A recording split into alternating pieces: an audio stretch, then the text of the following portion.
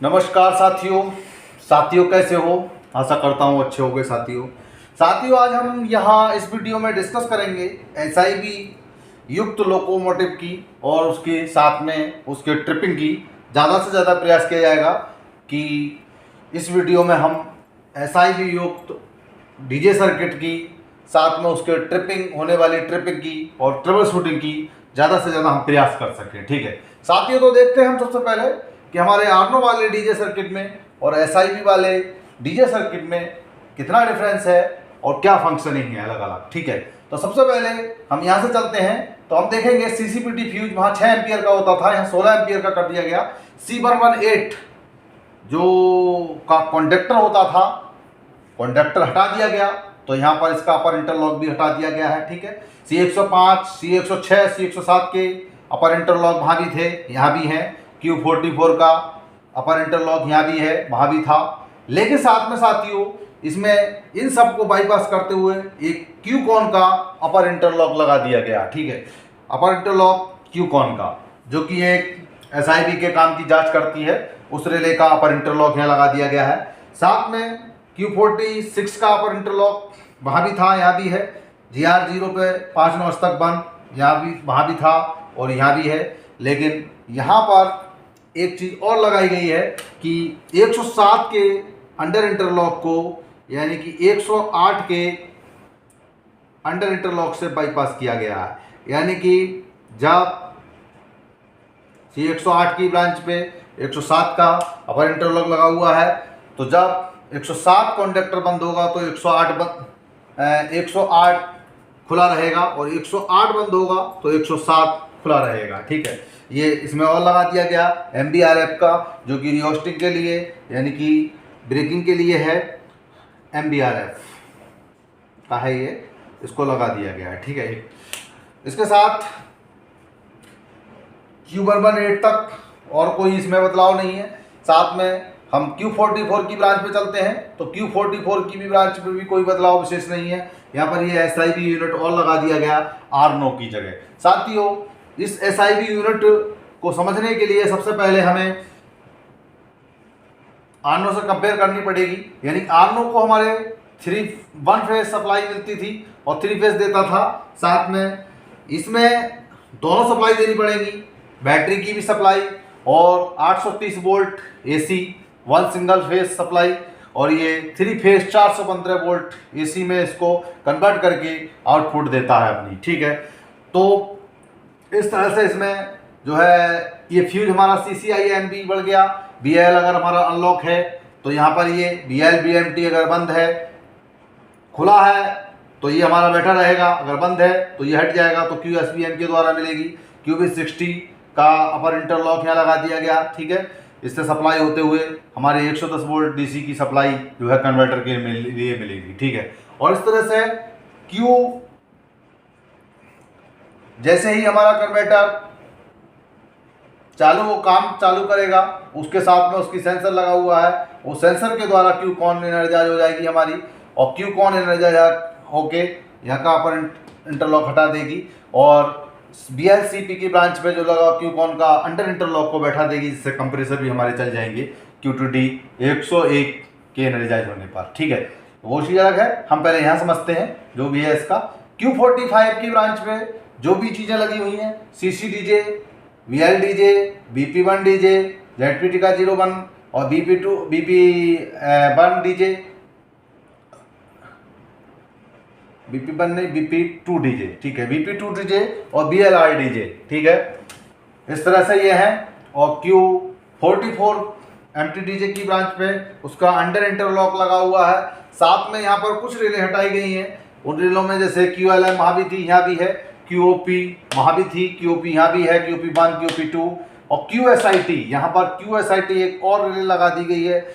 जब भी कभी हमारे कन्वर्टर में किसी तरह का इंटरनली या एक्सटर्नली फॉल्ट आता है तो ये QSIT एनर्जाइज होके LSIT लैंप को जलाती है और साथ में अपने अपर इंटरलॉक को MT DJ की ब्रांच से हटाकर MT DJ की ब्रांच कॉइल को डीएनर्जाइज करके DJ खोल देती है। ठीक है, ये यहाँ पर लग गई। और साथ में QRSI 1 QRSI 2 वहाँ भी थी और यहाँ भी है। हटने वाली रिले हमारी QOA जो ऑक्सिलरी की अर्थ फॉल्ट रिले थी वो हट गई यहाँ से, उसका काम हमारा जो है QSRT करेगी।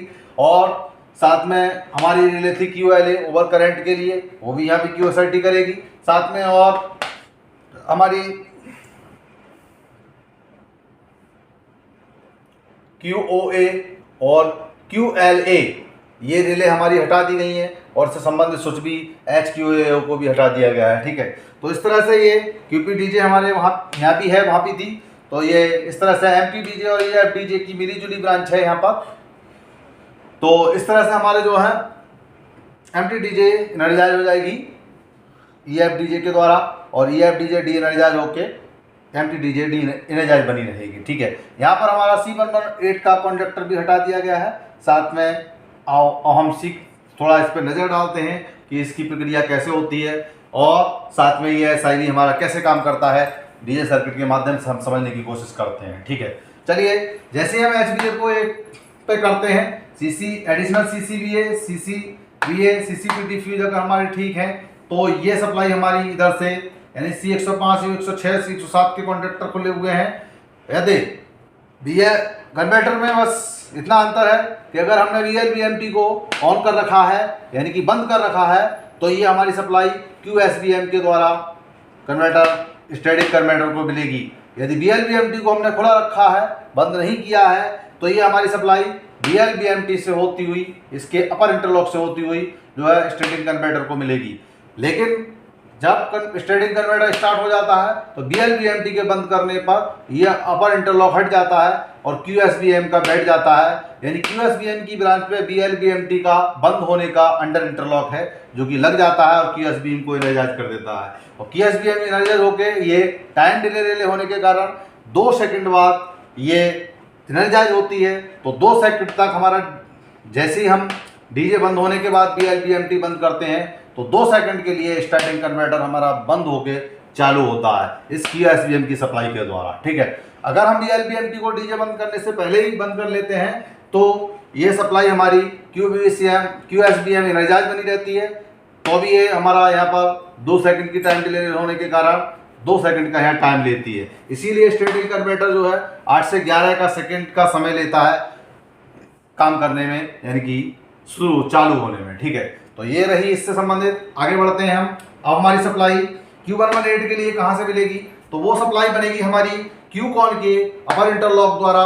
जब तक हमारा SIB स्टार्ट नहीं होगा, QCon एनर्जाइज नहीं होगी सेंसर के द्वारा, तब तक इसकी सप्लाई हमारे अंडर इंटरलॉक से इसकी मिलती रहेगी और अंडर इंटरलॉक से होती हुई Q46 के अपर इंटरलॉक से होती हुई GR05 के इससे। अगर VLBMT बंद है तो सारे कॉन्ट्रैक्टर हमारे बंद होंगे, तो सप्लाई यहाँ से भी मिल सकती है, ठीक है। तो Q118 हमारी एनर्जाइज हो जाएगी और Q118 एनर्जाइज हो जाएगी तो इसका अपर इंटरलॉक Q11 के हेड की ब्रांच पे, अंडर इंटरलॉक Q44 की ब्रांच पे ये बैठ जाएगा और फिर भी ये Q44 एनर्जाइज नहीं रहेगी। Q45 के द्वारा इसके ब्रांच पे लगे हुए BLR डीजे, BP2 डीजे से जब डीजे बंद करेंगे तो Q45 एनर्जाइज होगी और Q45 एनर्जाइज होके इसका अपर इंटरलॉक बैठेगा और Q44 को एनर्जाइज कर देगा, ठीक है। और ये एनर्जाइज होते ही MTDJ की कॉइल एनर्जाइज हो जाएगी, इसका अपर इंटरलॉक अंडर इंटरलॉक बैठ जाएगा एनर्जाइज होते ही। और ये सारी रिले हमारी डी एनर्जाइज हैं, तो इनके अपर इंटरलॉक बैठे हुए और MTDJ की ब्रांच को कॉइल को एनर्जाइज करके यानी कि डीजे को बंद कर देगी। साथियों, आप ये तो डीजे सर्किट की बात रही। अब हम इसकी ट्रिपिंग में चलते हैं कि ट्रिपिंग SIB यूनिट अगर लगा है तो हमारी क्या क्या ट्रिपिंग कहाँ से मिल सकती है। तो सबसे पहले हम इस ट्रिपिंग के लिए सबसे पहले स्टार्टिंग से लेते हैं, यानी कि ICDJ अगर मिलेगा तो इसके क्या कारण हो सकते हैं। ICDJ में Q118 की ब्रांच पे लगी हुई सभी चीज़ें, Q44 की ब्रांच पे लगी हुई सभी चीज़ें देखेंगे। साथ में ये कन्वर्टर भी कभी कभी ICDJ देता है जब OHE में सप्लाई लो वोल्टेज या कम होती है Q30 के माध्यम से, या MBSI हमारा काम ना करे तो इसके माध्यम से भी ये ICDJ यानी कि डीजे को बंद नहीं होने देता है SIB, ठीक है।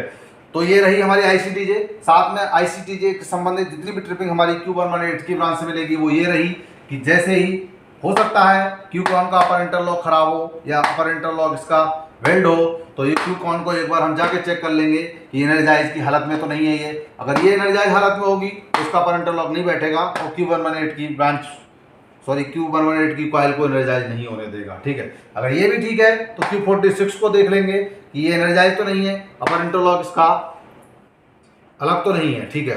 एक बार MP को 0 की तसल्ली कर लेंगे कि MP 0 पर है और साथ में GRB 0 पर है या नहीं, ठीक है। Q118 इस तरह से हमारी एनर्जाइज हो जाएगी और Q45 के एनर्जाइज होने पर इस तरह से इसका अपर इंटरलॉक अंडर इंटरलॉक बैठने के कारण Q44 भी एनर्जाइज हो जाएगी और इस तरह से ये भी एनर्जाइज हो गई हमारी, ठीक है। अब SIB की ये विशेषता है, इसमें दोनों सप्लाई चाहिए 110 वोल्ट DC और साथ में VLR DJ से DJ बंद होने के बाद जो सप्लाई आएगी तब हमारा SIB काम करना शुरू करेगा। और साथ में जैसे SIB काम शुरू करेगा ये सेंसर के द्वारा Q कॉन एनर्जाइज हो जाएगी और Q कॉन एनर्जाइज होकर जो है LSCHB को बुझा देगी और साथ में इस SIB के काम की जांच करेगी, ठीक है।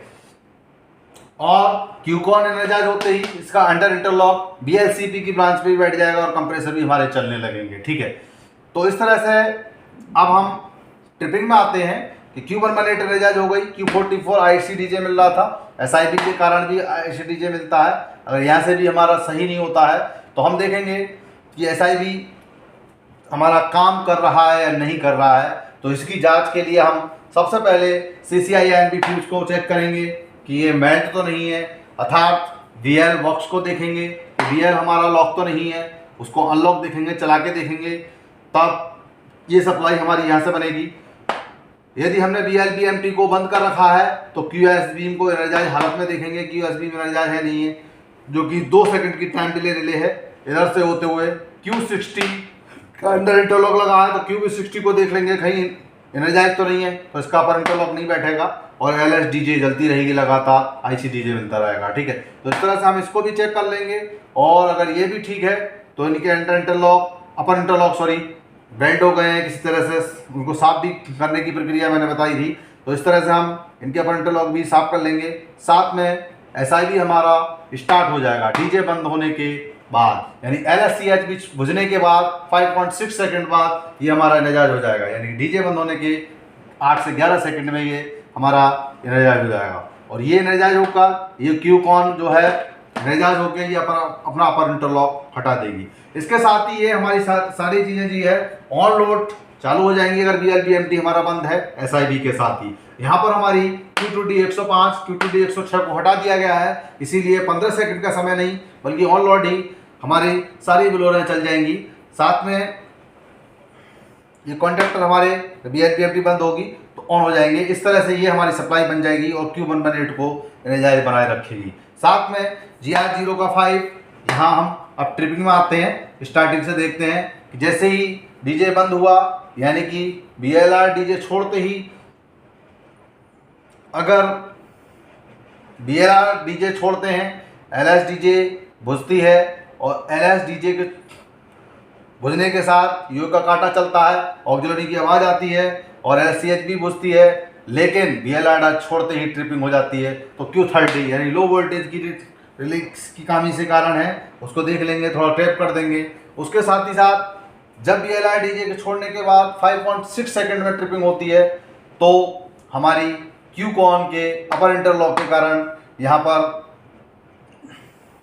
खराबी होती है, ठीक है। तो Q कॉन को एक बार हम इसको वही बताया है, अपर इंटरलॉक हो सकता है बेल्ट हो गया, इसको साफ करके देख लेंगे।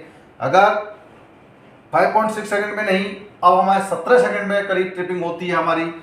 17 सेकंड में ट्रिपिंग इसलिए कहा जाता है, 8 से 11 सेकंड में ये शुरू होता है हमारा SIB और SIB के शुरू होने के बाद ही ये रिले सारी एनर्जाइज वर्किंग में आती है और 5.6 सेकंड ये और 11 सेकंड का वो लगभग 6 सेकंड और 17 सेकंड लगभग 17 सेकंड में ट्रिपिंग मिलती है। तो ये हमारे इनकी कमी से मिलती है, यानी QBMT 1, QBMT 2, QBRH, QBSL 1, QBSL 2, QPH की कमी से यहाँ पर हमारा जो है QCBR का रिले हटा दी गई है। जब आरनो नहीं है तो उसके संबंधित रिले भी हमने यहाँ पर हटा दी है, ठीक है। तो इस तरह से 17 सेकंड में ट्रिपिंग हमारी इससे मिलेगी। तो इसको हम कैसे चेक करेंगे, BLBMT अगर ऑन है हमारा तो उसको खोल देंगे, खोलने के बाद अगर ट्रिपिंग मिलती है तो हमारी QBMT1, QB2, QBRH में नहीं है, बल्कि QBSL1, QBSL2 और QPH में है। इनको बारी बारी से HBSL1, HBSL2 और HPS से थर्ड पोजीशन पर रखने से अगर ट्रिपिंग हमारी नहीं मिलती है तो उस संबंधित स्विच को जिससे हमें ट्रिपिंग नहीं मिली उसको हम थर्ड पे ही रखते हैं और उसकी रिले बाईपास हो जाती है, उससे संबंधित कार्यवाही करेंगे, साथ में उस रिले का काम हम करेंगे। समय समय पर उसकी ब्लोअर या जो भी है उसको हम देखने का काम स्वयं करेंगे। ठीक है, इस तरह से अगर यहाँ पर भी हमें ट्रिपिंग नहीं मिलती है तो फिर हम BLBMT को ऑन करते हैं और BLBMT को जैसे ही बंद करते हैं ट्रिपिंग मिलती है हमें तो हमारी कमी QBMT1, QBMT2, QBRH में होगी और QBMT इसी तरह से इसको स्विच के माध्यम से इनको थर्ड या ये MBMT1 या MBMT2 को अलग करके देखेंगे। यदि MBMT1, MBMT2 में कोई कमी होती है तो ब्लॉक ही पूरा आइसोलेट करना पड़ेगा, HBSI 0, HBSL 0 और HBMT को 0 करना पड़ेगा। ठीक है, साथ में ये QBRH वही MBRH यानी छठी नॉच से हम लॉक सेक्शन साफ करेंगे। अगर MBRH से संबंधित होगा तो अगर इसको बाईपास करते हैं तो इसके ब्लोअर के काम की जांच समय समय पर हम करते रहेंगे। इस तरह से यहाँ से अगर ट्रिपिंग मिलती है तो हमें ये कार्यवाही ट्रबल शूटिंग करनी है। Q46 जब इसका अंडर इंटरलॉक AP0 पर और GR किसी नॉच पर फंस जाए तो ये एनर्जाइज होकर इससे अपना अपर इंटरलॉक खोल लेती है और Q11 डी एनर्जाइज हो जाएगी और इस तरह से हमारा DJ खुल जाएगा। तो ऐसी ट्रिपिंग जब मिलेगी तो Q46 को एक बार देखेंगे जाकर ये एनर्जाइज तो नहीं है और GR 0 होने की तसल्ली करेंगे, MP को 0 होने की तसल्ली करेंगे। ठीक है, इसी तरह से आगे बढ़ते हैं और जैसे ही हम BLRD से DJ बंद करके और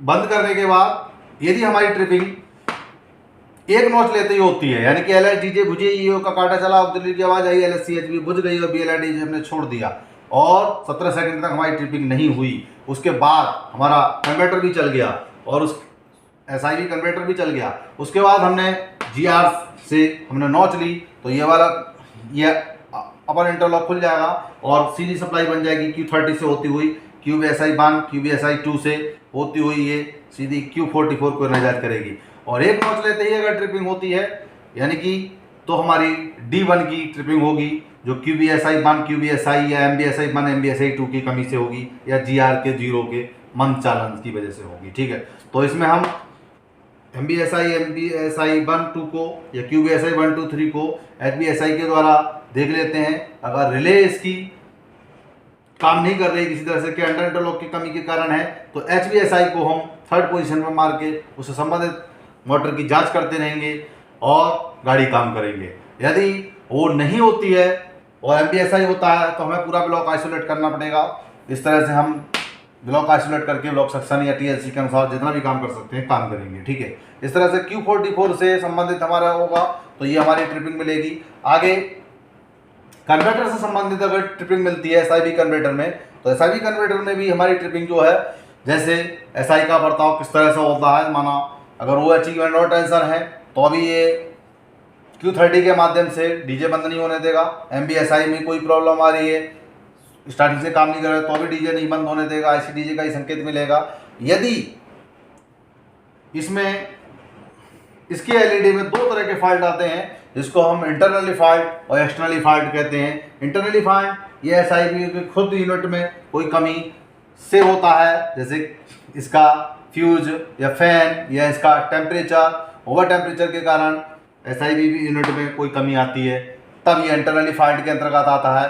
इसमें हम क्या करते हैं कि अगर फ्यूज मेल्ट है तो उसको चेंज करके देख लेंगे, यदि और फिर भी मेल्ट होता है तो हवा को ऑफ करके देखेंगे और हवा को ऑफ करके भी अगर मेल्ट होता है तो TLC से बात करेंगे मदद की मांग। ठीक है, यदि वो नहीं है उसके बाद फैन काम नहीं कर रहा है तो इसकी यूनिट में एक MCB लगी होती है, उस MCB को खोल के उसके नट बोल्ट और उस MCB को देख लेंगे, हो सकता है क्या फैन की MCB ट्रिप हो गई हो तासे इसका SIV यूनिट का फैन नहीं चल रहा हो। ठीक है, ओवर टेम्परेचर में भी हम जो है एक बार QSIT को इनर्जाइज करके देख लेते हैं एक बार और डीजे को बंद करने की कोशिश करते हैं, जो कि QSIT डीजे के द्वारा उसके द्वारा हो गई है। अगर नहीं होता है तो SI पर लगे रिसेट बटन से भी हम प्रयास करके देखते हैं।